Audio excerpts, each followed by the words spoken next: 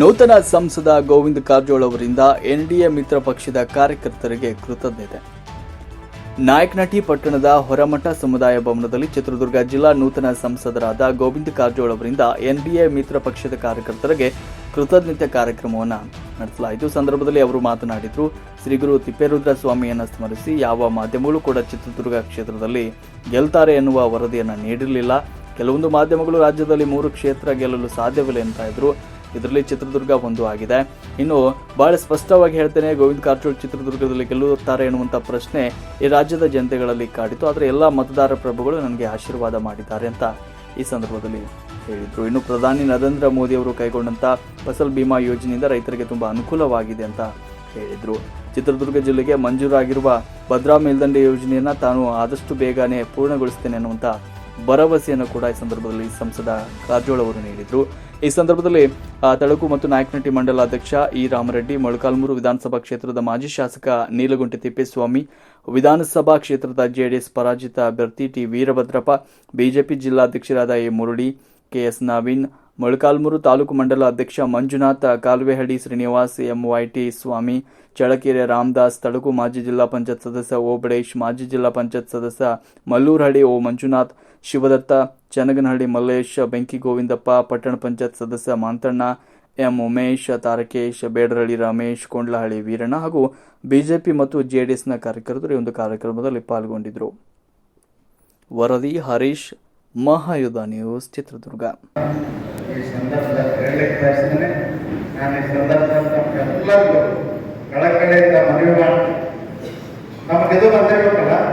ಫಸಲ್ ಬಿಮಾ ಯೋಜನೆ ಪರಿಹಾರ ಬಂದಿರಬೇಕಲ್ಲ, ಬಂದಾವಲ್ಲ.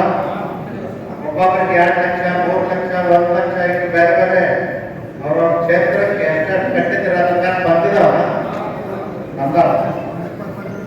ಅದೇ ರೀತಿ ಸಿದ್ದರಾಮಯ್ಯನವ್ರ ಸರ್ಕಾರನು ಬರ ಪರಿಹಾರ ಕೊಡಬೇಕಾಗಿತ್ತು, ಅದರ ಕೊಟ್ಟಿಲ್ಲ. ನಮ್ಗೆ ಗೊತ್ತಿರಲಿ ಅಂತ ನೆನಪು ಮಾಡಿಕೊಟ್ಟೆ. ಅದಕ್ಕೆ ತೊಂದರೆಗಳ ನಾನು ನಮ್ಮಲ್ಲಿ ಕಳಕಳಿಯಿಂದ ಪ್ರಾರ್ಥನೆ ಮಾಡ್ತೇನೆ. ಅವರೆಲ್ಲ ಬಹಳ ಶ್ರಮ ಹಾಕಿ ನನ್ನನ್ನು ಗೆಲ್ಲಿಸಿದೆ. ನಾವೆಲ್ಲರೂ ಸೇರಿ ಮುಂದೆ ನಮ್ಮ ಕಾರ್ಯಕರ್ತರನ್ನ ಜಿಲ್ಲಾ ಪಂಚಾಯತಿಯಲ್ಲಿ, ತಾಲೂಕು ಪಂಚಾಯತಿಯಲ್ಲಿ ಗೆಲ್ಲಿಸೋದ್ರ ಜೊತೆಯಲ್ಲಿ ಚಿತ್ರದುರ್ಗದ ಜಿಲ್ಲಾ ಪಂಚಾಯತಿ ಅಧಿಕಾರವನ್ನು ಭಾರತೀಯ ಜನತಾ ಪಕ್ಷ ಮತ್ತು ಜೆಡಿಎಸ್ಗೆ ಕೊಡಬೇಕು ಅಂತ ನಾನು ಹೇಳಲಿಕ್ಕೆ ಬಯಸ್ತೇನೆ. ಯಾಕೆ ಮಾತನ್ನು ಹೇಳ್ತೀನಿ ಅಂದ್ರೆ, ಮುಂದಿನ ಚುನಾವಣೆಯಲ್ಲೂ ಕೂಡ ಭಾರತೀಯ ಜನತಾ ಪಕ್ಷ ಮತ್ತು ಜೆಡಿಎಸ್ ಮೈತ್ರಿ ಮುಂದುವರಿತದೆ. ನಿಮ್ಗೆಲ್ಲರಿಗೂ ಗೊತ್ತಿರಲಿ, ನಾವು ಹೊಂದಾಣಿಕೆ ಮಾಡಿಕೊಂಡೇ ಸೀಟ್ ಹಂಚಿಕೆಗಳನ್ನು ಮಾಡಿಕೊಂಡೇ ಗೆದ್ದು ಬರಬೇಕಾಗ್ತದೆ. ಅದಕ್ಕೆ ನಾನು ಈ ಸಂದರ್ಭದಲ್ಲಿ ನಮ್ಮ ಕೈ ಮುಗಿದು ಪ್ರಾರ್ಥನೆ ಮಾಡ್ತೇನೆ. 2 ಪಕ್ಷದ ಕಾರ್ಯಕರ್ತರು ಒಂದೇ ತಾಯಿ ಮಕ್ಕಳಂತೆ, ಅಣ್ಣ ತಮ್ಮಂದರಂತೆ ಕೂಡಿ ಸಂಘಟನೆಯನ್ನು ಮುಂದುವರಿಸಬೇಕು ಅಂತೇಳಿ ಈ ಸಂದರ್ಭದಲ್ಲಿ ನಾನು ಹೇಳಲಿಕ್ಕೆ ಬಯಸ್ತೇನೆ. ನಾನು ಹೆಚ್ಚು ಸಮಯ ತಗೊಳ್ಳತಕ್ಕಂಥ ವಿಷಯದಲ್ಲಿ ಬಂದಿದೆ. ನಿಮಗೆ ಇಷ್ಟೇ ಹೇಳುವಂಥದ್ದು, 15 ದಿವಸದಲ್ಲಿ ನನಗೆ ಯಾರೂ ಪರಿಚಯ ನಿದ್ದೆಯಲ್ಲಿ ಕೇವಲ ಕೆಲವು ಪ್ರಮುಖರು ಮಾತ್ರ ನನಗೆ ಪರಿಚಯ ಇದ್ದರು. ನನ್ನ ಮುಖ ನೋಡ್ದೇನೆ ಅತ್ಯಂತ ಪ್ರೀತಿ, ವಿಶ್ವಾಸದಿಂದ, ಅಂತಃಕರಣದಿಂದ ತಮ್ಮ ಮನೆ ಮಗ ಅಂತ ತಿಳಿದು, ತಮ್ಮ ಅಣ್ಣ ತಮ್ಮ ಅಂತ ತಿಳಿದು ನನ್ನನ್ನು ಗೆಲ್ಲಿಸಿದರೆ ನಿಮ್ಮ ಋಣ ನನ್ನ ಮೇಲಿದೆ. ಆ ಋಣ ತೀರಿಸಲಿಕ್ಕೆ ನಾನು ಪ್ರಾಮಾಣಿಕವಾದ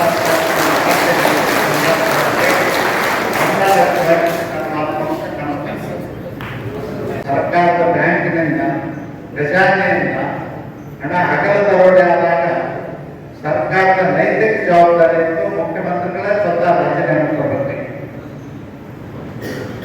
ಅದರ ನಿರ್ಲಕ್ಷ್ಯ ಸರ್ಕಾರ ಇವತ್ತು ಅದನ್ನು ಮುಚ್ಚಾಕುವಂತ ಪ್ರಯತ್ನದಲ್ಲಿ.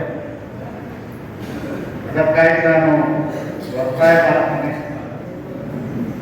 SC ಜನರು ಕಳೆದ ವರ್ಷ 11,144 ಕೋಟಿ, ಈ ವರ್ಷ 13,000 ಕೋಟಿ, 24,000 ಕೋಟಿ ಕಳೆದ 1 ವರ್ಷದಲ್ಲಿ SC ಮತ್ತು ST ಜನಾಂಗದವರಿಗಿರ್ತಕ್ಕಂಥ ಅನುದಾನವನ್ನು ದುರುಪಯೋಗ ಮಾಡಿಕೊಂಡು ಸರ್ಕಾರ ವೋಟ್ ಬ್ಯಾಂಕ್ ರಾಜಕಾರಣ ಮಾಡ್ತಾ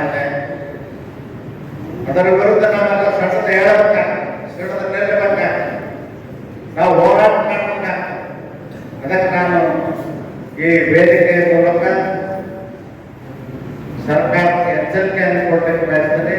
24,000 ಕೋಟಿ SC ಮತ್ತು ST ಜನಾಂಗದ ಅನುದಾನವನ್ನು ಮರಳಿಕೊಟ್ಟು ಅವ್ರಿಗೆ ಭೂ ಒಡೆತನ ಯೋಜನೆಗೆ ಮನೆ ಕಟ್ಟಿಕೊಡ್ತಕ್ಕಂಥದ್ದು ಮತ್ತು ನೀರಾವರಿ ಸೌಲಭ್ಯವನ್ನು ಅವರು ಕೃಷಿ ಭೂಮಿಗೆ ಮಾಡಿಕೊಡ್ತಕ್ಕಂಥದ್ದು, SC ST ಮಕ್ಕಳ ಹಾಸ್ಟೆಲ್ಗಳು ಕಟ್ಟಿಕೊಡ್ತಕ್ಕಂಥದ್ದು, ವಸತಿ ಶಾಲೆ ಕಟ್ಟಿಕೊಡ್ತಕ್ಕಂಥದ್ದಕ್ಕೆ ಮತ್ತು ಅವ್ರಿಗೆ ಬೇಕಾಗ್ತಕ್ಕಂಥ ಸಾಲ ಸೌಲಭ್ಯಕ್ಕೆ ಸರ್ಕಾರದಿಂದ ನೇರವಾಗಿ ಕೊಡ್ತಕ್ಕಂಥ ವ್ಯವಸ್ಥೆ ಮಾಡಿಕೊಂಡು 24,000 ಕೋಟಿ SC ಮತ್ತು ST ಜನರ ಕಲ್ಯಾಣಕ್ಕೆ ಉಪಯೋಗ ಮಾಡಬೇಕು ಹೊರತು ಬಸ್ಸಿನ ಗ್ಯಾರಂಟಿಗಳಿಗೆ ಅಲ್ಲ ಅಂತಕ್ಕಂಥ ಎಚ್ಚರಿಕೆಯನ್ನು ಮಾನ್ಯ ಸಿದ್ದರಾಮಯ್ಯ ಸರ್ಕಾರಕ್ಕೆ ನಾನು ಹೇಳಲಿಕ್ಕೆ ಬಯಸ್ತೀನಿ. ಬಂಧುಗಳೇ, ಅಷ್ಟೇ ಅಲ್ಲ, ಕಳೆದ 1 ವರ್ಷದಿಂದ ಬರ ಈಗ ಸ್ವಲ್ಪ ಮಳೆ ಪ್ರಾರಂಭ ಆಗಿದೆ. ರೈತರಿಗೆ ಪರಿಹಾರ ಕೊಡಲಿಲ್ಲ, ಬರ ಕಾಮಗಾರಿ ಪ್ರಾರಂಭ ಮಾಡಲಿಲ್ಲ, ಮೇವು ಬ್ಯಾಂಕ್ಗಳನ್ನು ಪ್ರಾರಂಭ ಮಾಡಲಿಲ್ಲ, ಗೋಶಾಲೆಗಳನ್ನು ತೆರೆಯಲಿಲ್ಲ. ಇದು ಸರ್ಕಾರದ ಸಂಪೂರ್ಣ ವೈಫಲ್ಯ. ಒಂದು ಚುನಾಯಿತ ಸರ್ಕಾರ ಜವಾಬ್ದಾರಿಯಿಂದ ಕೆಲಸ ಮಾಡಬೇಕಾಗಿತ್ತು. ಆದರೆ ಬರೀ ವೋಟ್ ಬ್ಯಾಂಕ್ ರಾಜಕಾರಣ ಮಾಡಿಕೊಂಡು ಮತದಾರರಿಗೆ ಮೋಸ ಮಾಡಿ ವೋಟ್ ಪಡೆಯುವಂತದರಲ್ಲೇ ಸಿದ್ದರಾಮಯ್ಯ ಅವರ ಸರ್ಕಾರ ತೊಡಗಿಸಿಕೊಂಡಿದೆ ಹೊರತು ಜನರ ಕಲ್ಯಾಣಕ್ಕಾಗಿ ರಾಜ್ಯದ ಈ ಹಿನ್ನಡೆಯನ್ನ ಕಳೆದ ಮುಂದೆ ತಗೊಂಡು ಹೋಗ್ಬಿಟ್ಟೆ. ಅದಕ್ಕಾಗಿ ನಾನು ಕಾರ್ಯಕ್ರಮದಲ್ಲಿ ಕೈ ಮುಗಿದು ಪ್ರಾರ್ಥನೆ ಮಾಡ್ತೀನಿ. ನಿಮ್ಮ ಊರುಗಳಲ್ಲಿ, ನಿಮ್ಮ ವಾರ್ಡ್ಗಳಲ್ಲಿ, ನಿಮ್ಮ ಓಣಿಗಳಲ್ಲಿ ನಾಳೆ ಕೆಲಸ ಪ್ರಾರಂಭ,